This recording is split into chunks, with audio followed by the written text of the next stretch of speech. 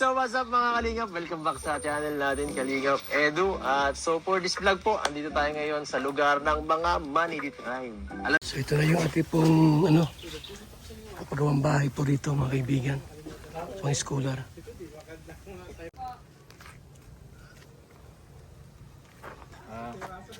Ito po yung aming next project para po sa mga scholar ni Kuya Bal. Bali po ang gagawin ko dito ay 6 na kwarto po. 6 na kwarto na hindi naman kalakihan, tamang-tama lang. Tapos may CR po na 3. Isang paliguan, isa sa lalaki at isa sa babae. Ang laki po siguro nito ay ano po, mga 10 by 10 po siguro. Tamang-tama. So gigibayin ito sir? Gigibayin po natin to kuya. Gigibayin yan? Opo, gigibayin na po natin to. Panibagong layout po tayo. Panibagong layout po mangyayari nito. Ito po. Tsaka yung ano po, yung septic tank natin, yung deposito lalakihan po natin. Maliit po ito para sa tatlong CR. So babaguhin na po yan? Babaguhin po. Yun. So mga Kalingap, tinawag nating Charity King si Papa Ido. Dahil pati Manidi po, pinasok niya mga kaibigan.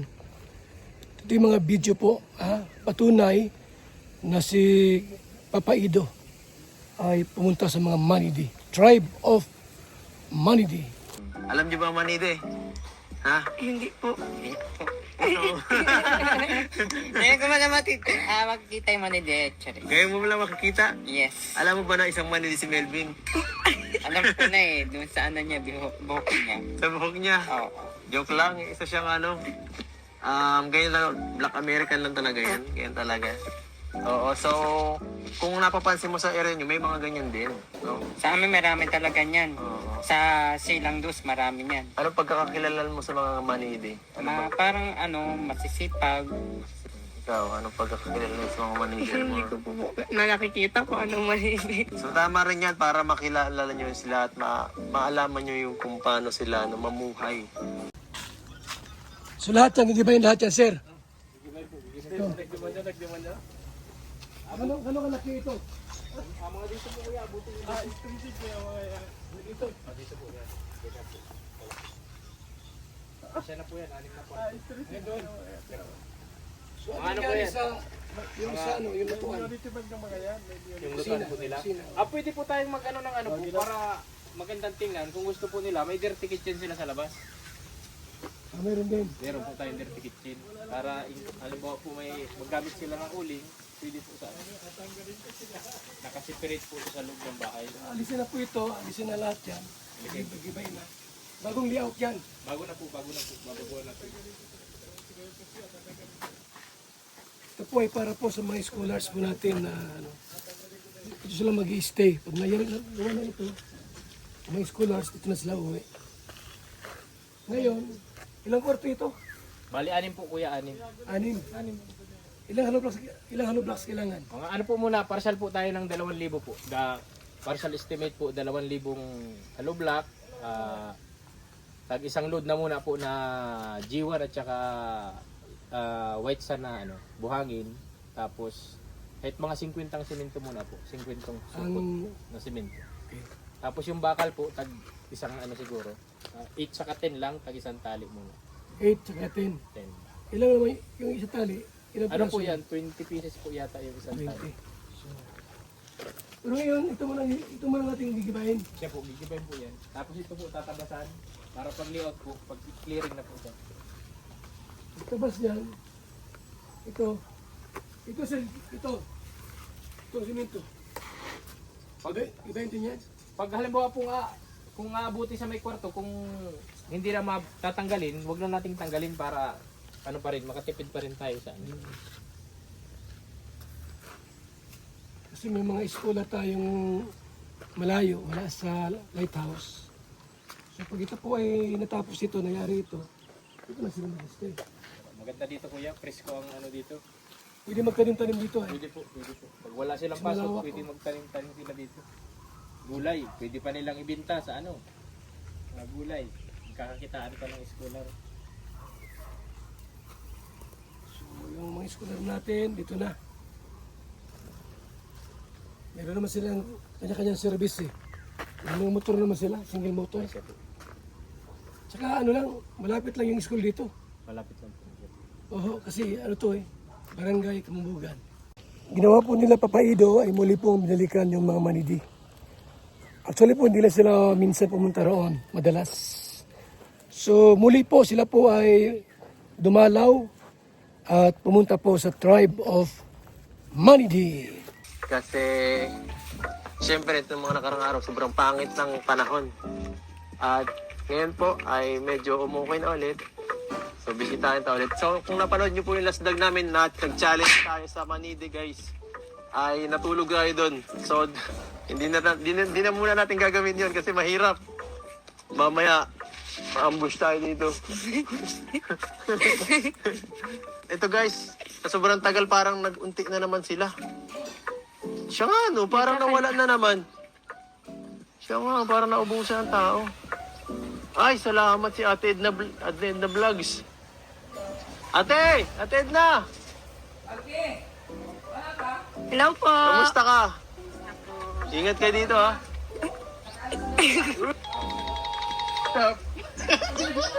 Uy,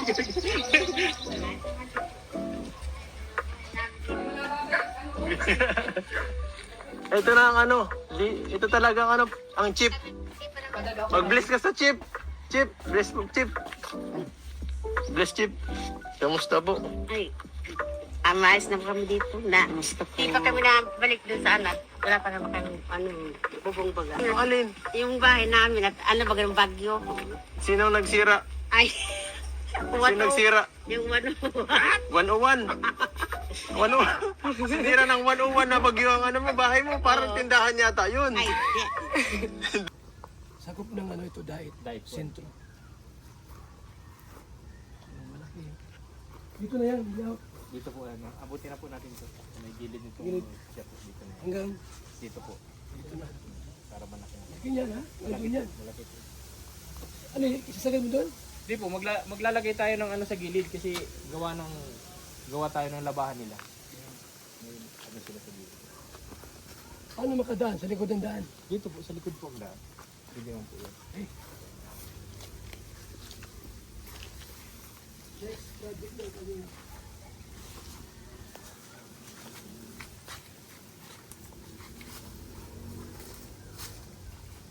Naging pera to. Ito po yan. Amo nga, 2 million to. Pwede po. Ha? Pwede po. Hanggang lang. Pag walang materialis, tigil. Ito po ay aabot po ng talagang milyon. Kasi malaki ito ay. Ano to? Wala na second floor. Ano po yan? Depende po sa ano, kung halimbawa ang puting po natin, pwede nating abangan. Halimbawa po na pagdating ng panahon ay siyempre, dadami pa man po bagang eskular. Pwede pa pong lagyan sa ibabaw. Kung mayroon pa school di another building naman doon. Ay sige, pwede man po. Di ba?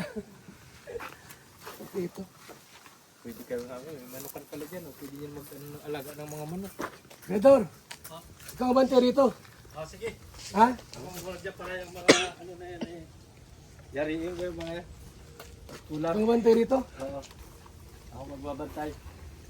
Malawak ito ay. Ako, caretaker. Unahin ko na yung ano mo. Alin? Yung bunker ko. Bunker. Guardhouse.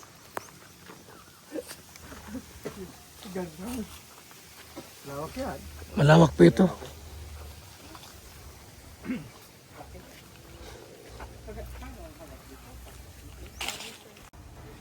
So yan. Ganda. Naglibay na itong dati ay. Kusina yan dati ito. Ito, naglibay na ito lahat. Kaya sa kwarto lang. Ano? Dahil ito tuloy kasi sila. Nagana pa ito, tinapo na. Gana pa yan. Ito yan oh. Buti hindi nawala. Yung mga ano pa dito. Ito. Pilador. Doon sa lighthouse muna to. Baka mawala ito dito. Wala talaga yung kuya. Habang ginagawa ito, mawala dito ay. Yan, dito lang. Sige, itoos muna yan. Dito lang ito. Kasi pag magkape tayo, initan tayong tubig. Oh, yung to. Dala mo, yung okay ng ano, baso. Oh, diyan, ano? Ay, dito na lang yung siguro yan. Ayun na, magkain nga pala. Kasi Oo. para hindi na tayo magdala ng pinggan, hindi na magdala ng plato, may mga ano na rin. Yun.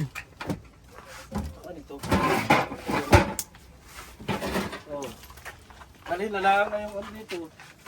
Yung lutuan. Yung lutuan na lang. Hmm. Saka kaldero. Hindi na magdala. Itong kabila, ano naman ito ay? Nakasaan? Ano? Kuya tayo kuya. Ha? Porto po yan. Kwarto ito? Mahigaan din. Wala na, sira na. Sira na ito. Hindi talaga pwede yung ano, kawali. At yung nga mga kalingap, no, sila dumalaw doon. At may dala silang bigas at kuting tulong po, mga kaibigan. Yung bahay ng Manidis po ay sinira po ng bagyo. Nakarang bagyo po. At paano po, no? Nagdalhan po ng bigas, ng biyaya po itong Tribe of Manidi. Yung pinuntahan po ni Papa Ido, mga kaibigan.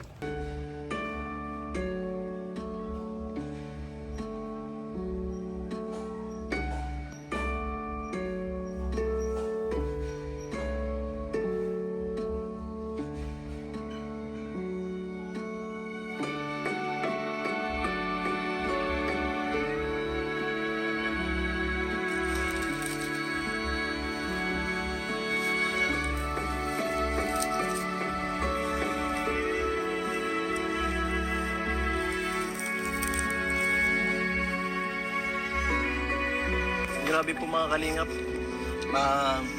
Kung natatandaan nyo po dati dito sa lugar na to, sobrang linis dito dati. Nung dito pa sila nakatira.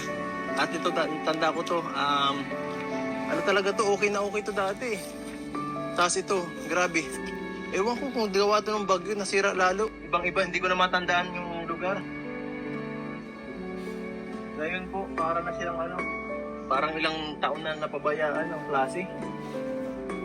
Grabe. Hindi ko na maalala. Dati po dito mga kalingap, pagkakatanda ko, lahat to may mga nakatirang tao ng mga Manidi. At ito yung pinakaunang Manidi na napuntahan ko po. At ito talaga yung pinaka parang tumatak sa akin talaga na tumulong sa Manidi kasi nakita ko yung nila sitwasyon. At nakakaawa talaga. Sana maibalik natin dito kahit hindi naman kasing ganda nung dati. Sana dito ulit sila manirahan. Yan po ang pusong charity, mga kaibigan. Hangad ni Papa Ido po na matulungan po yung mga Tribe of Manidi. Sa simpleng bahay lang po, mga kaibigan. Yun ang kanyang desire na kanyang puso. Matulungan po. Kaya tinawag siyang the King of Charity. Pusong matulungin. Pusong mahabagin. Kalingap, Papa Ido.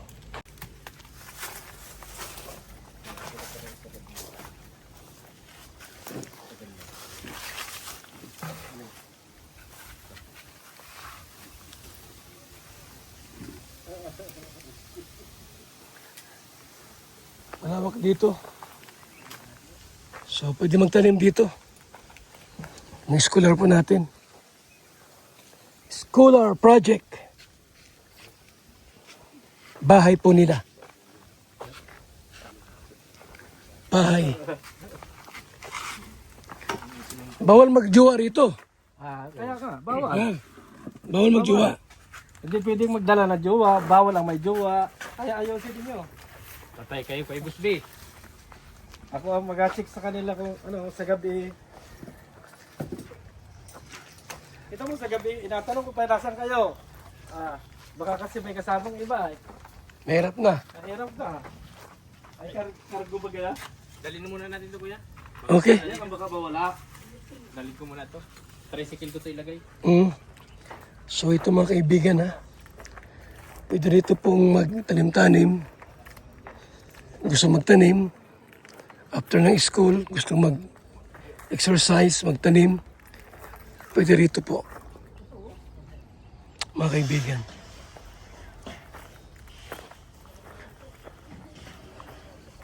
So, yan po yung project po natin. mga interesado po na maging part nito, yung ating project, you're welcome. Para sa ating mga scholars, ito pong building na ito, natin pong papagawa mga kaibigan. Yan o, mga kalingap. Alkaline vitamin C, the mother of all vitamins, with 562.54 milligrams sodium as gentle, non-acidic, safe, even on an empty stomach. Boosts immunity, enhanced collagen production, a powerful antioxidant for everyday protection. Protect your health. Strengthen your immunity. BSM Kalingap Kape, napakasarap. Nagpapagaling sa mga taong may sakit. Bilang isang karpintero, araw-araw napapagod, BSM Kalingap Kape ang panghagod. Sarap. Magandang umaga, Lolo. Ano yung iniinom mo? Ay, ito ba po? Ay, VSM Kalingap Kape. VSM Kalingap Kape? Bago yan, Lolo ah. Oo, apo. Ang kapeng may puso at maraming benepisyo sa ating kalusugan. VSM Kalingap Kape, 9-in-1 Healthy Coffee Mix. Ang kapeng may puso, VSM Kalingap Kape. Sa mga gustong umorder, tumawag lamang sa numero ni Kuya Val, 0929-1132-469. VSM Kalingap Kape, ang kapeng may puso, VSM Kalingap Kape. Ayos, Lolo. Yan na lang din ang iinumin ko. VSM Kalingap Kape.